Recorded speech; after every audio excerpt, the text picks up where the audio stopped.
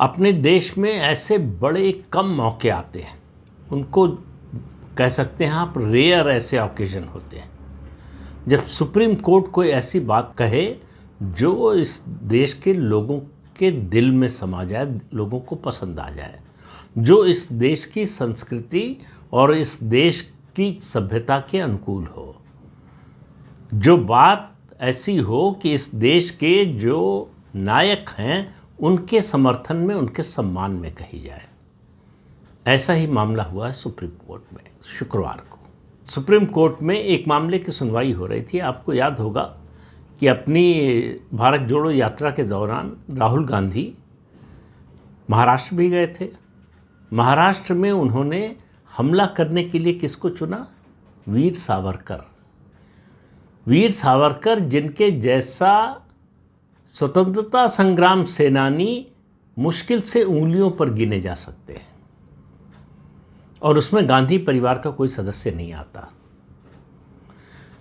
Congress party के कितने नेता हैं जिनको काले पानी की सजा अंग्रेजों ने दी?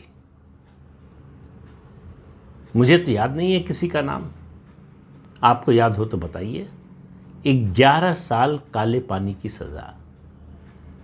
कोल्हू में बैल की जगह उनको लगाया गया, अंडा सेल में रखा गया।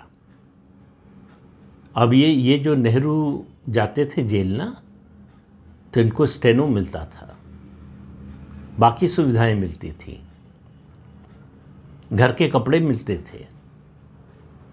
वहाँ कोई स्टेनो वगैरह जैसी कोई चीज़ ही नहीं थी सावरकर के लिए।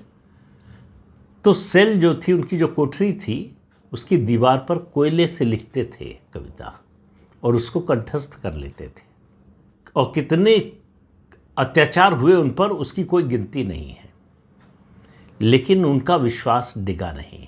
उनके बारे में राहुल गांधी जैसा व्यक्ति, जिसकी अपनी पूरी जिंदगी में कोई उपलब्धि नहीं है सिवाय इसके कि वो इंदिरा गांधी के पोते हैं और जवाहरलाल नेहरू, मोतीलाल नेहरू के परिवार से आते हैं, इसके अलावा कोई उपलब्धि नहीं है। ये जो सरनेम है वो भी जो है हथियाया हुआ सरनेम है। इस सरनेम की रोटी खा रहे हैं वो वीर सावरकर का अपमान करते हैं, माफ़ी वीर कहते हैं। क्यों? क्योंकि उन्होंने जो चिट्ठी लिखी थी वायसराय को,